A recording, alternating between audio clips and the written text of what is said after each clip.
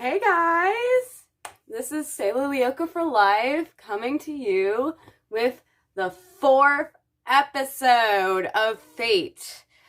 This is my review on it. If you've been following the series so far, you would know that this is me watching an episode and then talking about what I think of the episode and comparing differences to the original series and my thoughts in general as an original fan of the Winx Club. So let's dive into this, guys. All right. Episode 4. Gotta say, had a slow start to the beginning of it, but finished like a mid-season finale. I tell you what. Oh my gosh, there's so much going on with this episode. I mean, at first it seemed really, really, like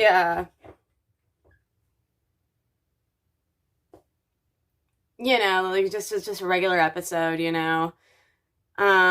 stuff's happening and all that. But the ending, like halfway through the episode, it just gets like, oh, suspense, like, oh my God. Beatrix steps up her game. She definitely, yeah. Anyways, let's go back to the note. Let's have the notes. Okay, so before we talk about Beatrix and Bloom, which is kind of the big thing in this episode, we're gonna talk about the other stuff that's like, oh, that stuff's happening. Stella's mom is here, and her Luna, the Queen of Light, Queen of Solaria, she's here, and it definitely is a bad thing. She does an assembly and all that and whatnot, but then she's saying about rehabilitating Stella's magic with Farragonda, and she definitely isn't happy with it and the way Stella's teachings have been going, and then ends up taking Stella because she really just wants Stella to be powerful faster, and that's not, she doesn't want to take the time for that, for teaching her the correct way. So with that, she unfortunately, Farragonda prefers to go slower, and it's actually working and helping her, and Stella likes it that way.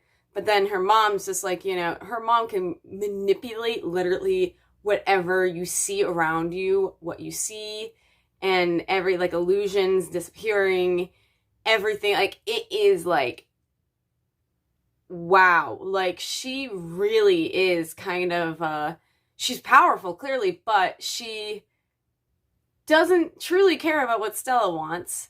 She only wants her to be powerful, and doesn't really, she's not nice. She's definitely not, good in the regard of, she's not a good parent. Doesn't want to listen to her daughter at all. She only wants her to be powerful. She doesn't care about what her daughter wants or thinks. She won't even let her say goodbye to her roommates. She just takes her out of the school because she's like, well, I'll teach you better than Farragonda and stuff, when Stella actually preferred the way Farragonda was teaching. So yeah, whatever happened with this, like, Ricky person, which has actually been a huge buildup in this series, because in the first episode of Winx originally, we just knew Stella blew up a chemistry lab, and that's why she got held back, This series, that's not the focus. Or at least it's not as simple as that. Finally, in the last episode, we got revealed, or we thought we did, that Stella had blinded her best friend because she got too close to Sky and jealous. Stella was jealous. That's what we thought. That's what was told. And then we find out that's not the real story. That's just what they're letting everyone believe is the real story. So we still don't, and her mom alludes a little bit to like rehabilitating her magic and fixing it. And it's like, what? What's going on there? So obviously whatever happened with Ricky was a lot worse and a lot more than what we're thinking. A big mystery around that of what happened to get Stella held back. And now she's being taken altogether from the school because her mom is a bitch, basically. So, yeah. So, moving on from Stella, moving on from Stella, Tara, all right. Tara, is heartbroken about Dane. He comes to confront her, and her brother and dad are like almost jumping at the opportunity. They're like, I still want to punch him. Like, they do not want him to hurt Tara. They really care about her. They're family supportive male figures in the family, and they don't want her to be hurt by anyone, and they don't like him because of that. She stands up for herself, saying, Dane, I know you're a good person, but choose the people who you trust more wisely. Because the people you are hanging out with is turning into someone that I really don't care to know, basically. Basically, it's my summary of what she said. So, stood up for herself. Her brother still wants to punch the guy. Sam, good job. So yeah, speaking of Sam, Musa and Sam, you guys, you're just so cute. Oh, Musa and Sam. Oh, you two are too cute. Oh my gosh. I love these two so much. They are adorable. And Sam seems really awesome. Tara's brother.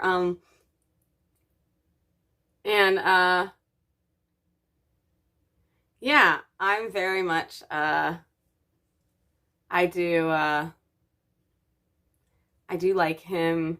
I like him with Musa, and they're very cute. And kind of sexy when they want to be. Oh, we got some making out and stuff going on with them. Oh, man. Way better than Riven in the original series. I tell you what, the Riven-Musa relationship in the original series, I was never into. That just, like, she's too good for him. He's not right for her. So I'm really glad they completely scrapped that. They did right with that. Scrap the Musa Riven thing. I do not care for it. Musa deserves to be with someone more like Sam, someone more kind and like just adorkable. I don't think he's a dork necessarily, but it is still he's a much better fit for her, and it makes me more happy, and I'm very happy with that change. Musa does deserve someone better, so I'm happy they stuck with a more healthy relationship for Musa this in this series, and yeah, and Musa goes ahead when they find out that they figure out that the teachers have been lying to them. Everyone, Tara's dad, Silver, Paragonda, they've all been lying to them, and they know that her old assistant got killed by someone, so there's a murderer on the loose, and they're tracking the magic, and they use the assembly to try to track the person, and the person wasn't there. So they're even more on edge, because they can't find the person, and it definitely, so because they're lying to them, Tara is going off about saying, you know, my dad's lying to my face. I don't like that. You don't lie to someone you care about and stuff. And so Musa comes clean about Sam and her dating to Tara. And because of her whole speech about being lied to and stuff about people close to her and not, because of what she was saying, Muse was really scared of its reaction, but I guess that is the best time to come out with something like that. And Tara has the opposite of the reaction we were scared of, and that Musa was afraid of. We were all afraid Tara was going to be really mad, that Musa's dating her brother and awkward and stuff, and instead she comes up to Musa and she hugs her. She's like, thank you for telling me. But I don't understand your taste. I mean, he's my brother, but but good for you. Good luck with that. Like, she's genuinely, like, totally supportive of it. She's like, he's a good enough guy. That's all right. Yeah. Like, totally cool about it. She laughs even. She's like, I don't know what you see in him, though. But, good luck with that, have fun with it, she's totally cool with it. Wow, not the reaction we were expecting at all. And kudos to the writers, because that makes me happy, and I definitely did not see that reaction coming. Musa did not expect that reaction, so none of us did, and it's very nice that Tara now knows. But Musa seems to want to keep this relationship under wraps still, which makes sense. Just because she doesn't want everyone knowing, like the whole school and kind of thing. But yeah, they are a very cute couple. Anyways, very excited about that being out in the open. Really does feel like a mid-season finale. So now we get to the I think the queen says appearance is everything, and she's giving Stella all these anxieties and stuff. I think, yes, are we to the big point? Ooh. So, not sure if I should say this before or after the big thing with Beatrix and Bloom going on. Apparently, after all that happens, it is revealed to us that Silver has been telling Sky to get close to Bloom, and to report back anything she says to him, and any information she gives to him back to Silver. So Silver is asking his essential son to spy on Bloom, essentially. So Sky has been ordered and asked to spy on Bloom, essentially. Wow. And that becomes very important considering this next bit of information. What goes down with Beatrix and Bloom? Okay, so to set up the scene, Bloom and Beatrix separately, Beatrix and Riven, and Sky and Bloom separately, like, not all knowing they were going to do this together. Actually, Bloom was going on her own, and Sky just appears. In the East Wing, they all ditched the assembly. Bloom uses it as an opportunity to look in the East Wing to get more information about Rosalind. So, okay, and Sky just happens to pop up and is helping her. And Beatrix also skips with Riven, and they decide to go down there, and they just happen to meet up with Bloom too. They're all looking for a while. Eventually, also Bloom is dealing with Stella let out to Riven, who let out to everyone else that Bloom is a changeling, so now everyone's whispering about it, which is one of the reasons also she wants to get out of the assembly, because she, like, you know, everyone's whispering about her being a changeling, and that's very difficult for Bloom right now, to the point where she's not eating in the lunchroom, which I feel, because I've done that before too.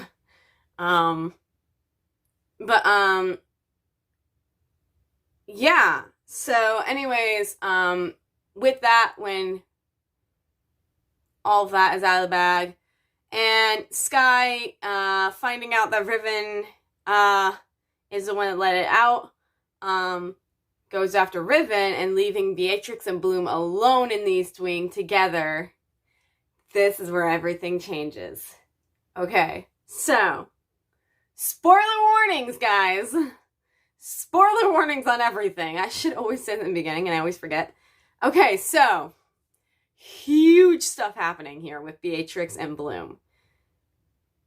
Beatrix reveals to Bloom, and they find out, Bloom says she was supposedly on her first world certificate born on December 12th of 2004. Beatrix, for some reason, finds that more and more curious. They find out about this Asterdale place, and a siege that had happened there with burned ones and stuff, and that the whole place, well, before I get to that, Beatrix knows about it and where it is. She goes and takes a car, hot wires a car, and has Bloom, she's like, I can take you there.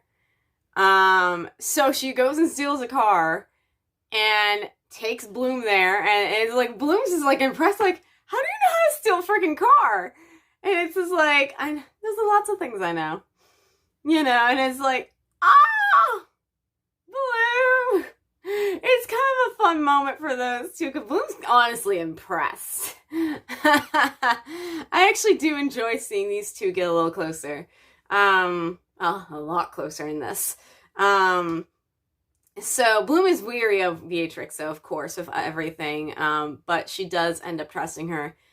They go out there to the Asterdale place, but it's hidden under a cloaked spell.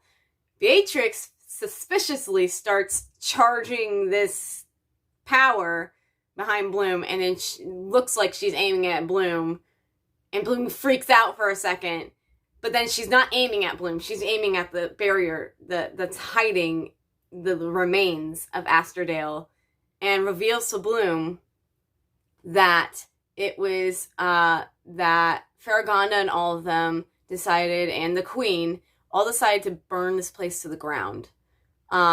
They killed everyone, because all the first, or not the first ones, sorry, I'm thinking She-Ra, all the burned ones, had, attacked this place, so they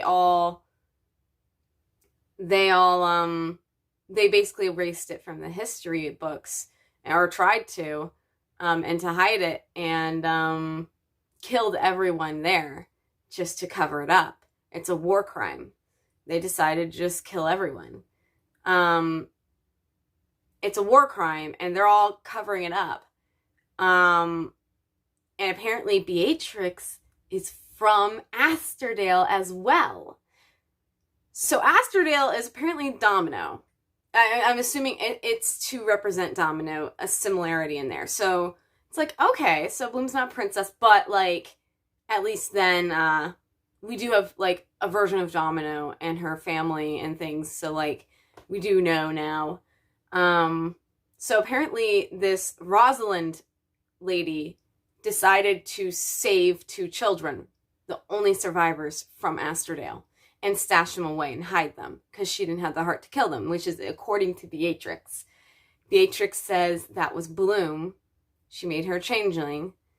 That was Bloom, and she stashed her in a first world to protect her, and burned the memory in her mind to have her come find her in the future.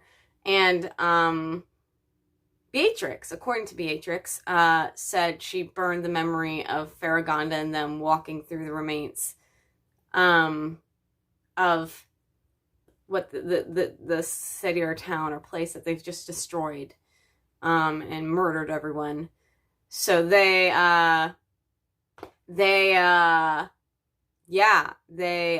so Beatrix said that memory was burned into her mind too.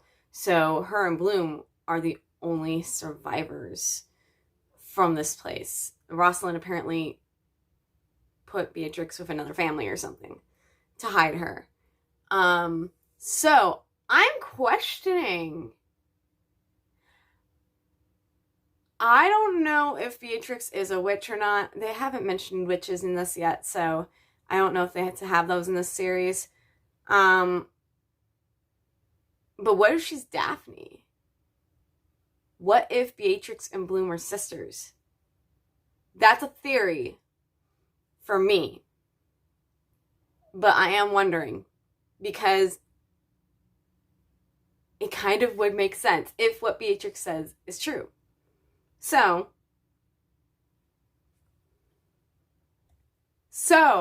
that is a theory, if Beatrix is maybe a long lost sister of Bloom. Or at least they're survivors from the same place, according to Beatrix. Now, I'm not saying everything she's saying is true. I don't necessarily believe that, and Bloom is very weary of this as well. But she did show her. Bloom even says directed to Beatrix, I'm not sure if I can trust you. Even after all of that, she's like, I'm not sure I can trust you. And then Beatrix is like, well, yeah, I have to prove my trustworthiness, That makes sense, So she's like upfront, like she understands why Bloom doesn't trust her. Still, even after all that. So she tells right before Faragonda and them all, they're driving back, and Beatrix and Bloom are driving back to Althea, and right before Faragonda and them stop their car and capture Beatrix and take her into prison, into custody, knowing she killed that guy. Right before that, Beatrix lets out the biggest part of information to Bloom, which I think really turns the tides in her trust and everything. That she says that Rosalind is alive. They're lying to her about that. I mean, they've been lying to her about a lot of things, obviously, but that Faragonda has Rosalind kept in a barrier and hidden, and locked up somewhere. And that's the thing she was trying to get into earlier and break the barriers of, to try to free her. So that Beatrix reveals the only reason she's at Althea is to free Rosalind. So, okay. And then, they get stopped, and and Beatrix gets taken away in cuffs that were very painful and things. And Bloom is just like, don't do that to her. And like, yeah, but she's reunited for friends. She doesn't say anything yet to anyone about what Beatrix told her, but she does say to the girls, or she doesn't say to the girls yet, she does go to Faragonda later, and Faragonda asks how the trip was and stuff. They spent a lot of time together. What did she say? What did they talk about? And Bloom lies to Faragonda. This is a very big benchmark for her, because she knows Faragonda's lying about way more. Like, she just keeps unveiling more and more lies. And at this point, the woman who saved her life, she has hidden and like locked away. Like, Bloom, according to Beatrix at least, Bloom definitely, and also the way they capture Beatrix with very painful cuffs and things that are practically barbaric, according to Bloom and things. So yeah, she definitely has lost all trust and faith in the teachers and Faragonda at this point. So she lies to Faragonda and says they just talk about boys and shoes and things. It was just, they just went for a joyride, She didn't say anything about Asterdale or any of that at all. She just says they went for a joyride in a car and talk about boys and stuff. Like, nothing of importance. And then right after she leaves, Farragonda, shady Farragonda. Oh my God, she goes and calls Bloom's Earth parents, or I refer to them as Earth parents. You know who I'm talking about if you're from the original fandom. But she calls Bloom's parents and says that Bloom's been having a bit of a rough time, but she's all right. It's nothing she can't handle. But if she says anything bizarre or strange to them, to let her know, to contact herself immediately. So she calls Bloom's parents and has them essentially spying on her now too, in case she says anything strange or bizarre to them. She wants them to report back to her. So it's like, holy freaking crap. Farragonda! What the frick? What is happening?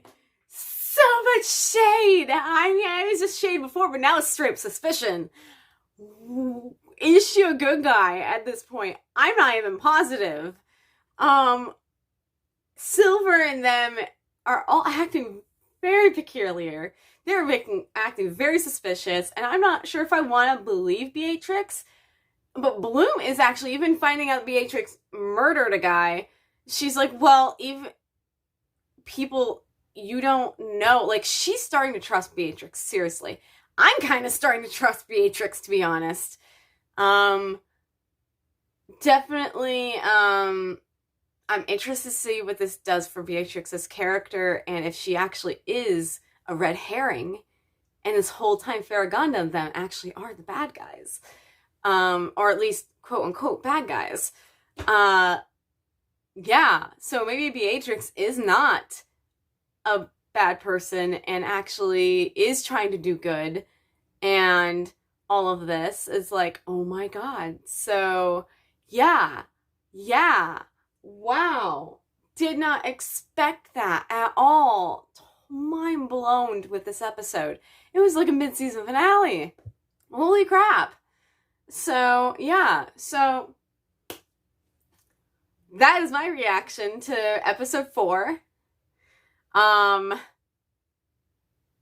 Holy crap.